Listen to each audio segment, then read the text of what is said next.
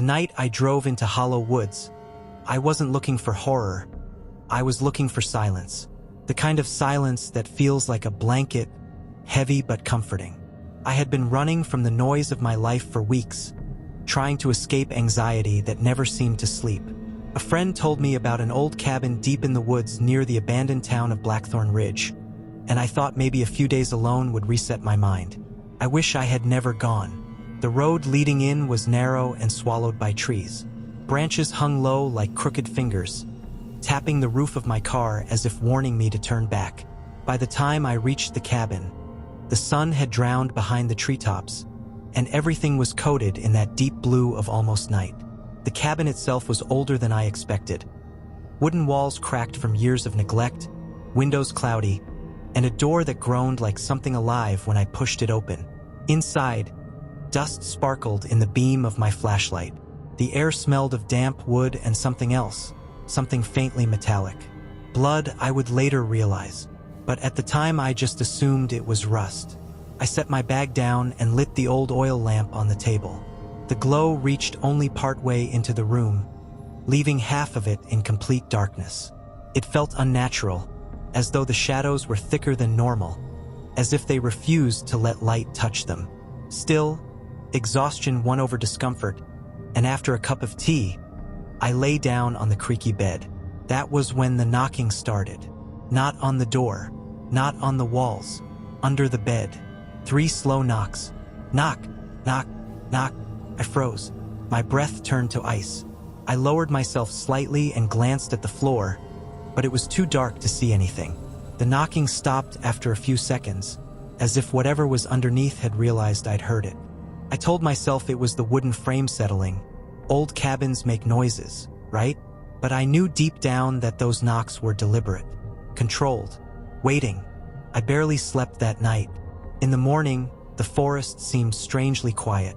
No birds, no insects, just the wind whispering through dead leaves.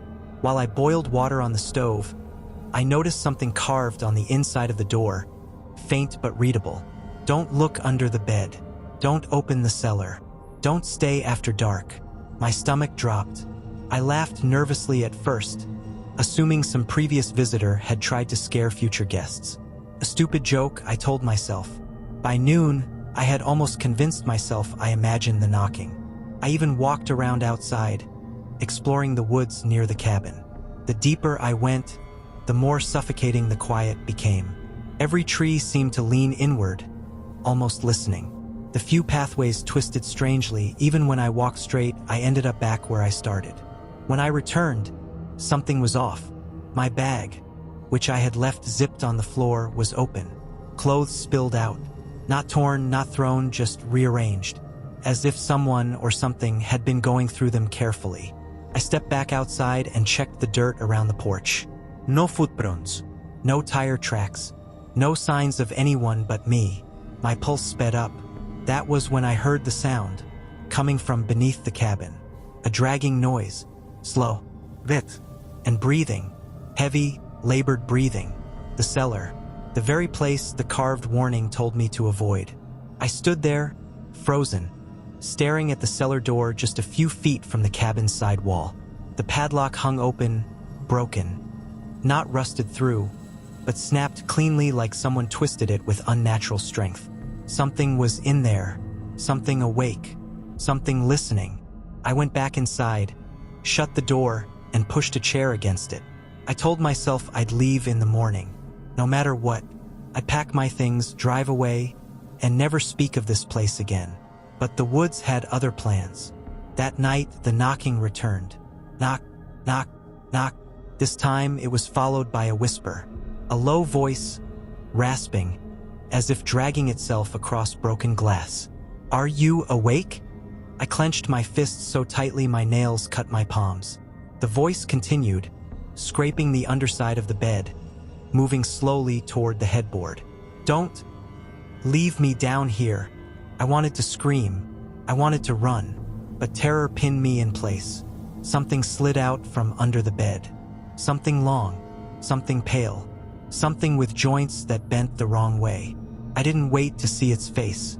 I bolted for the door, yanked it open, and sprinted into the woods. The darkness swallowed me whole. I didn't know where I was going. I just ran, branches cutting my arms as the sound of something crawling rapidly behind me filled the air. It was fast, too fast.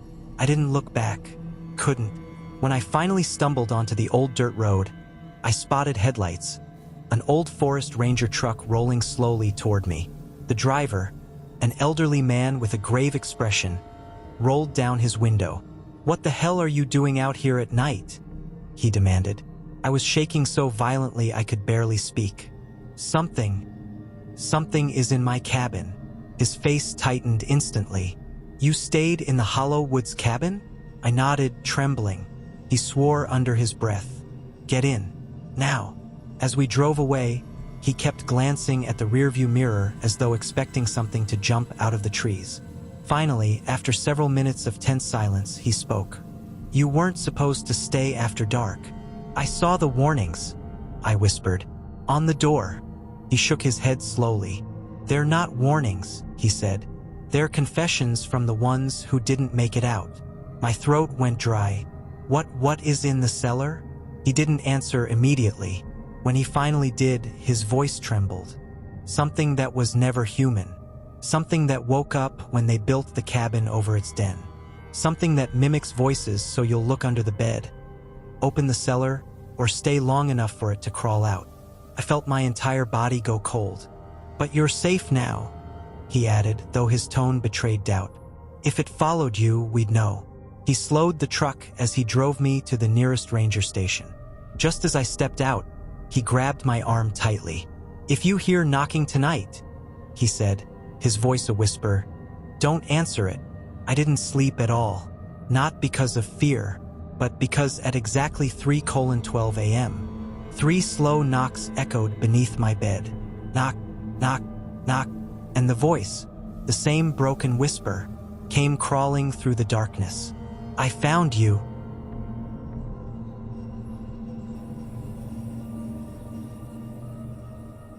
I've carried this memory like a curse, one that never loosens its grip no matter how many years pass. It wasn't supposed to be anything more than a routine evening, a quiet walk through the empty corridors of Silent Ridge Station, the old railway terminal that had been abandoned since the derailment years ago. But some wounds never heal, and some places never forget. The night it happened, the wind was unnaturally still. Even the rusted metal signs hung motionless, as if holding their breath. I remember the echo of my boots as I walked across the cracked concrete. That place had always unsettled me, but curiosity, or maybe something darker, pulled me deeper inside. "Hello," I called out, my voice bouncing through the hollow station. No answer. The deeper I went, the colder it became. Not the kind of cold that pricks your skin, but the kind that sinks into your bones like fingers gripping from the inside. I passed the old ticket counter, its glass shattered. The walls were scratched, deep grooves, as if something heavy or angry had dragged across them. I tried to tell myself it was vandals, rodents, anything normal, anything human. Then I heard it, a long, slow exhale. Not mine. I froze. My breath was held tight in my lungs. Another exhale. This one closer. I whispered, "Who's there?" Nothing. Not a voice. Not a footstep. But something was there, watching. I continued walking, each step heavier than the last. I reached platform 3, the platform where the derailment had happened. People said the spirits lingered there. People said the conductor still walked the tracks, his face twisted and crushed. I never believed the stories, not until that night. A flicker of movement caught the corner of my eye. I turned sharply. Nothing, just the broken train car half swallowed by darkness. I should have gone home. I should have listened to every instinct screaming at me. But instead, I approached the wreckage. The metal groaned as if shifting under its own dead weight. I climbed inside. The air was thick with dust, but something else, something metallic. The smell of old blood. That's when I heard the footsteps behind me. Slow, heavy, dragging. "Hello!" My voice cracked. I turned and saw no one, but the footsteps kept echoing, circling me like a predator sizing up its prey. "Stop!" I whispered, "Please stop." Then the footsteps stopped, and something whispered right behind my ear, "You returned." I spun around, heart crashing in my chest. Again, nothing. I stumbled back out of the car and onto the platform. Except it wasn't empty anymore. A man stood at the far end, tall, shoulders arched unnaturally forward. His uniform was torn, dark stains covering the chest. His head drooped to one side as if his neck could hardly hold it up. The conductor. I stepped backward, barely able to breathe. His voice rasped through the still air, scraping like metal on stone. "You left us in the dark." I wasn't even here," I stammered. His head snapped upright, the sound like bone grinding. His eyes were hollow black pits. "But you came," he whispered. "They always come back." He raised his arm and pointed toward the tracks. At first I didn't understand. Then I saw them, dozens of silhouettes crawling beneath the platform, their limbs bending wrong, fingers dragging along the concrete. They were pulling themselves out slowly, silently, like corpses waking from shallow graves. I backed away, but the conductor stepped closer. "You will walk the tracks with us." No, I'm leaving." I turned to run, but the shadows surged forward, clawing at the ground, pulling themselves upright. Their skulls were cracked, their jaws hanging, their movements twitching like puppets controlled by an unseen hand. I sprinted toward the exit, but every door slammed shut before I reached it. "Bang! Bang! Bang!" I screamed. The conductor's voice echoed behind me. "Don't run. You survived the first time. Tonight you join us." "I wasn't on that train," I yelled. His voice grew deeper, layered with many voices. "Men, women, children. You were always on the train." The platform dissolved into darkness and reformed into a twisted version of the train car interior. The seats were filled now. With them, their eyes all turned toward me, their mouths opened wide, not to scream, but to inhale, as if drawing me in, taking something from me, my breath, my memories, my name. I clawed at the windows, but they showed nothing but black. The doors melted into the walls. A cold hand gripped my shoulder. I turned slowly. The conductor stood so close his broken jaw brushed my cheek. His whisper was a death sentence. Time for the next departure. The train lurched forward, except there were no tracks, just an abyss beneath us, a void swallowing every flicker of light. I felt myself falling, sliding, losing pieces of myself in the darkness. And then, I woke up on the platform floor, gasping, drenched in sweat. The station was silent, empty, but in my fist, something cold. A rusted train whistle. Fresh blood smeared along the edge. I dropped it and ran, never once looking back. But even today, after all these years, I hear that whistle in my dreams. And each time, the conductor's voice follows. "You survived the first time, but you still owe us a ride." There are some memories that don't fade with time. They rot, ferment, and grow heavier, like a body hidden beneath the floorboards. What happened in the old gray house on Blackwater Lane was one of those memories. A memory I've tried to bury, but it keeps clawing its way back, refusing to stay dead. The house had been abandoned for decades. Everyone in the village knew its history. People whispered about the missing family, about the lights seen flickering at night, about the screams that echoed across the marsh when the fog was thickest. Some said the house breathed. Others said it watched. I should have listened, but I was 17, reckless, and too curious for my own good. Started with a dare. My friend Mark slapped his hand on my shoulder and grinned. "Come on, Daniel. 1 hour inside, and you'll be the legend of our school." I tried to laugh it off. "There's nothing in that house, man. It's just old." "Exactly. Then what are you scared of?" I wasn't scared, or so I told myself. The truth was, that house had always made my skin crawl. Every time I passed it, the air turned colder. The trees leaned away from it, as if even nature wanted distance. But I stepped inside anyway. The front door creaked like something waking from sleep. The interior smelled of mold and dust, But underneath that, something metallic, like rust or blood. Mark closed the door behind me. "See you in an hour." His laughter faded as he walked away, and then the house was silent. I switched on my flashlight. The beam flickered, struggling to cut through the darkness. Wallpaper peeled from the walls like shedding skin. The floor groaned under my weight, as if protesting my presence. I whispered to myself, "Just an hour. Just one stupid hour." I walked deeper into the house. That's when I heard it. A soft tapping like fingernails on wood. "Top, top, top." I froze. My breath caught in my throat. "Mark," I called. Silence. Then the tapping shifted direction, now coming from the ceiling above me. I looked up slowly.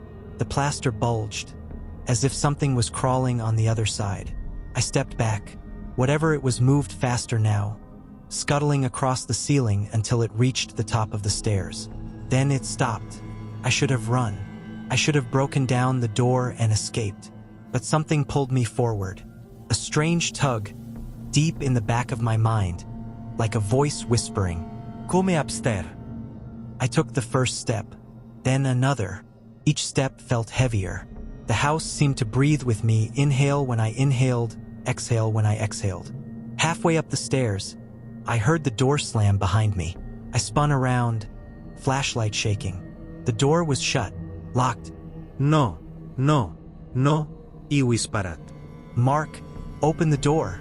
My voice echoed back at me, warped and distorted, as if the house was mocking me. I continued up the stairs. At the top was a long hallway. Paintings lined the walls, portraits of the missing family. A father, a mother, 2 children. Their eyes scratched out. Every portrait, every face, except one. A portrait at the very end of the hall, untouched. The boy in the picture looked about my age, but his expression wasn't normal. His smile was too wide, his eyes too bright, like he knew a secret he shouldn't, and his eyes seemed to follow me. I whispered, "This isn't real. This can't be real." Then the air changed, cold, sharp, heavy. A voice whispered behind me, "Daniel." I spun around. No one was there. The whisper came again, closer. "Daniel, come play." My flashlight flickered violently. "Leave me alone," I shouted. The house answered. The floorboards beneath me began to vibrate. The portraits shuddered on the walls. The entire hallway seemed to ripple, like the walls were turning to liquid. Then the boy in the portrait blinked. Enough to see them, the missing family, all 4 of them, standing in the dark, faces rotted, jaws hanging loose, eyes empty sockets, but their mouths smiling. The father stepped forward, voice a low rumble. "Welcome home." I stumbled backward, fell through a weak section of the floor, and crashed into the living room below. Dazed, bleeding, I crawled toward the front door. It unlocked by itself. I didn't question it. I ran. I didn't stop until I reached the road, until the house shrank behind me, silent and waiting. Mark found me hours later, trembling and unable to speak. I never went back, but sometimes, late at night, I hear tapping at my window. "Top, top, top." And a child's voice whispering, "Daniel, you forgot to come home."